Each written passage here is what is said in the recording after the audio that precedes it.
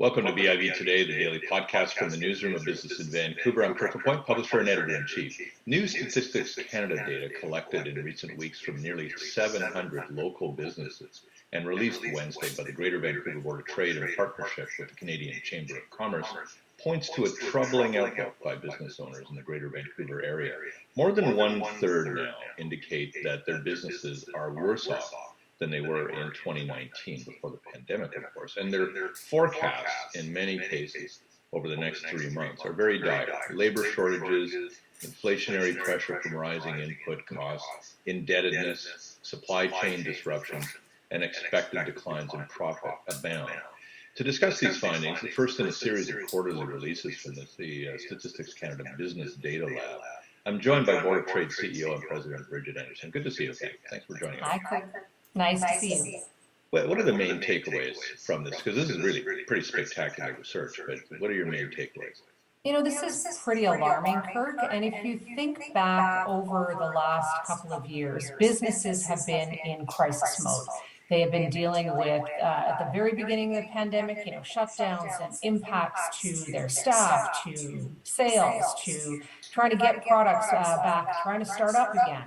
And when you're coming out of a crisis, and hopefully the pandemic is easing now, we're starting to come out of that crisis time, it should be a time where there is some recovery and some stability and feeling like, things are going back up again. But what this data tells us is, in fact, businesses are feeling more anxious, stressed, and worried than ever before, even before the pandemic. So, what this says to me is that I'm actually more concerned about the next 2 years than I have been about the last 2 years. And that is an alarming thing to say. Yeah.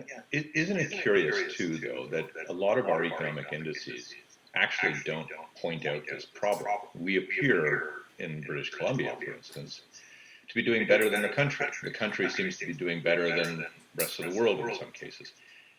What do you think is really going on? That has got to be the most complex question to answer. So how much data do we have? British Columbia has been doing well, but new inflation numbers just out show BC is now actually doing the worst in the country. And inflation overall is at a 40-year high. So there's a number of factors that are going into this anxiety that businesses are feeling. For sure, the cost of everything has gone up, everything from gasoline and food and other input costs. But labor challenges are critical for almost every employer in every business and every sector right now. And so what does that mean? It means it costs more to hire people. Trying to retain employees is very, very difficult. And even that is a complex situation here in Vancouver because housing is so directly tied to that. The Greater Vancouver Board of Trade did a survey back in April. And one of the findings we had is that 82% of respondents said that housing is having a major impact in their ability to attract and retain talent. So when you look at input costs, you look at inflation, supply chain issues, and those go back prior to even the flooding, to the pandemic, which are still a really significant concern.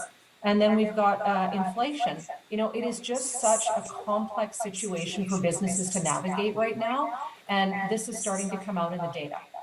Yeah, it's the data are really troubling. And yet there is also underlying all of this, a long-standing concern about, well, first of all, about affordability of the region, but secondly, around tax competitiveness.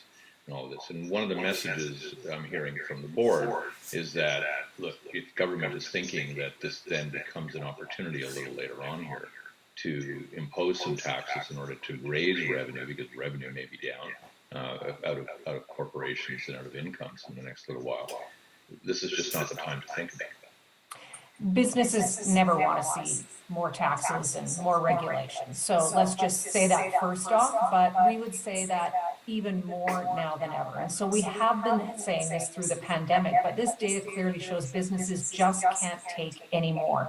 And we look at some of the cumulative taxes that businesses are facing. We've talked about the employer health tax before. We now know with these additional sick days, it could cost employers up to $1 billion additionally. And we know that there are areas where the government can make a difference. WorkSafe BC, it is overfunded, and many other provinces have returned those funds into businesses. And so in WorkSafe BC, this is something that we're calling on the government that could be a measure. We're talking about nearly $3 billion. And for the smallest of businesses, this could make a difference of $6,000, which is considerable. And that goes up as the businesses get larger. And then we look at, other kinds of regulatory measures which cost businesses money. And so our message to the government, to the federal government, to the BC government, as they're putting together the budgets for the next year, is do not add any more cost to businesses right now. Businesses are saying that they are very concerned that they may have to close down their business, or they may have to lay off employees because they simply cannot handle any more costs. Yeah, the one thing that businesses have had access to, the way that consumers have, has been essentially cheaper money to borrow. And yet the study finds that really pretty well a third of them are saying, I can't take any more debt on. And there are other ones that are saying, I may not be able to take any more debt on without collapse. Is it apparent now that this era of nearly free money has in a way shaped a business model that now we have to reconsider? Well, businesses are like individuals, and they operate their budgets in many ways that individuals operate their own household budgets. And the cost of money, borrowing money right now, as you mentioned, has just gone up considerably. So if you're at a place where you have taken on more costs as a business, and maybe you've taken on some additional debt to invest in your business, where you saw there are opportunities to do so during the pandemic, for example, digital transformation, then you look at, with all of these rising costs, how are you going to navigate the next 6, 12, 24 months? There's just not the ability to do that when it costs so much more to borrow. And so this is a significant issue that governments need to understand, that the business environment has changed dramatically. The data is showing that. And if we do not take action to mitigate some of these extra costs for businesses and to give some relief in many different ways, simply businesses are going to fold and they're not going to be here, and then they don't come back either. I mean, look, you and I, we lived through inflation, high inflation back in the 80s. I hate to say that, but we did. But a lot of the younger business owners, those entrepreneurs, haven't lived through this. And so this is a really alarming time. Yeah, exactly. The other thing that I think was very alarming in this study was the notion that, again, business models were wrapped around the ideas that they could get the goods that they needed, the supply of materials when they needed, in a predictable way. That it then shaped, again, their business model, their efficiencies, their productivity. Boy, the numbers on this one actually were a little alarming to me, and I've watched people lose their confidence in supply chains before, but this thing is here. It looks like this is almost a permanent skepticism about the ability of supply chains to kind of furnish the businesses. There has been a sea change around supply chain issues that I think are just going to take a very long time to unroll. And so it's not just the delivery delays, which most businesses and individuals have been dealing with, but it's also being able to get some of those products onto the ships to get here. And partly because of that is because of increased costs, because of labor challenges that are being dealt with across the globe. And, just even trying to get some of the materials. And so this is a problem that is going to take a long time to kind of unwind, if you will. And I think, having 82% of respondents say they expect it to continue for the next quarter and maybe even beyond, shows that it's not going anywhere anytime soon. Yeah. The survey didn't really touch too much, if at all, really around the issue of public finances. But I need to get your comment on this, because you certainly get the sense that governments that have spent very, in some cases quite shrewdly, but no question quite lavishly during the pandemic in order to sustain individuals and businesses, haven't really decided to ease up at the moment. They still have a great deal of plans. The federal finance minister outlining a multi-billion-dollar plan on recovery recently, among others, and there'll be other ones to come.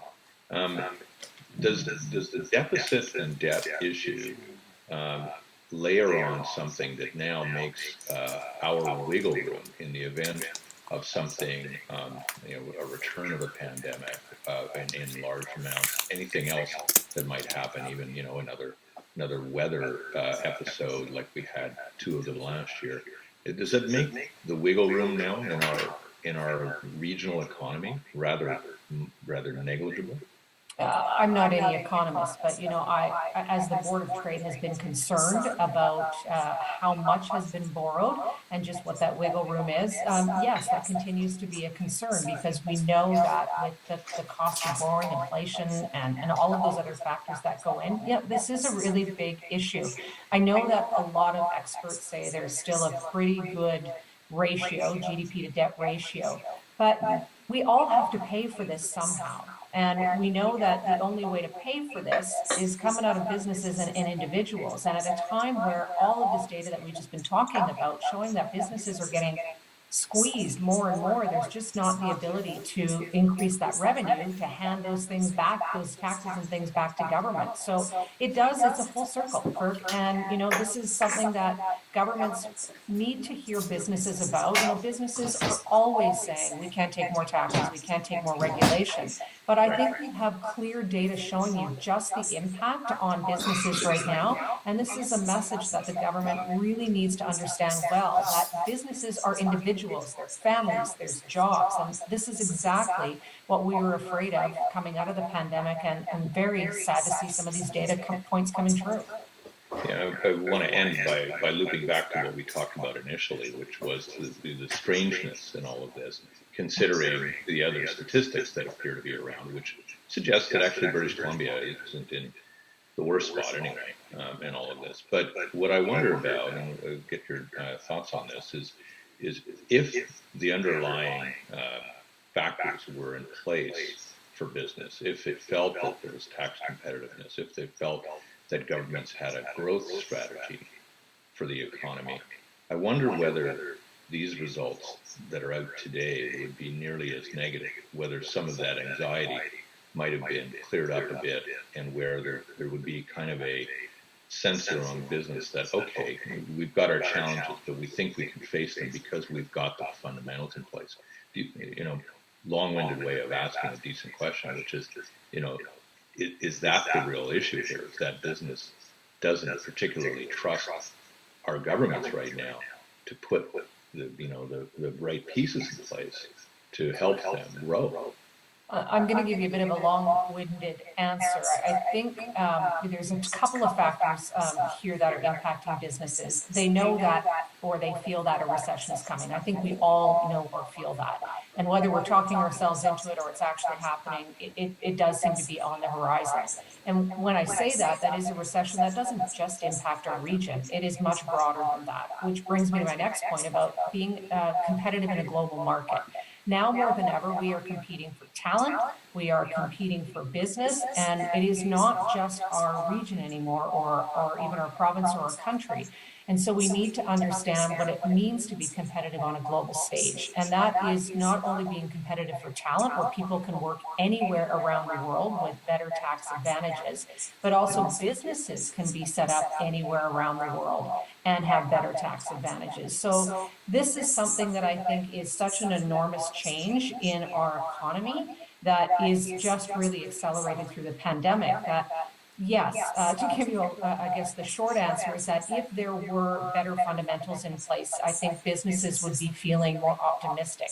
But because the fundamentals are rocky right now, and because of the other global factors, I think it is all just really come together at a time where there's so many other factors at play, like inflation, the highest in 40 years, that businesses are just feeling so stressed right now and wondering how to navigate these next couple of years. Yeah, but looking for leadership to take them out of the wilderness on this one. And that appears to be the next challenge, right? Yeah, and this is where governments at all levels have an opportunity to think about relief. And relief for businesses means relief for families. And so to really understand that, and I gave the example of WorkSafe BC, but there's other kinds of tax incentives that could be done, removing PST on software and some other things that help companies with their digital transformation, or looking at ways to incentivize hiring people, those kinds of things that really give business optimism to be able to continue to grow. Yeah, I mean, when even Joe Biden was taking a look at a tax holiday on gasoline for 3 or 4 months, things are beginning to hit pretty hard all over the place. Yeah, it does seem a little bit like the 1980s, doesn't it, Kirk? Yeah, except, my hair is grayer, a lot. Maybe my not wearing huge shoulder pads and blue eyeshadow. I kind of look forward to getting back to that look eventually. We'll get there. You lead the way. Yeah. I think I still have some ties in a closet somewhere. Bridgitte, always good to see you. Thanks a lot for your help today. Thanks, Kirk. Bridgitte Anderson is the CEO and president of the Greater Vancouver Board of Trade. I'm Kirk LaPointe, publisher and editor-in-chief at Business in Vancouver. Thanks a lot for watching.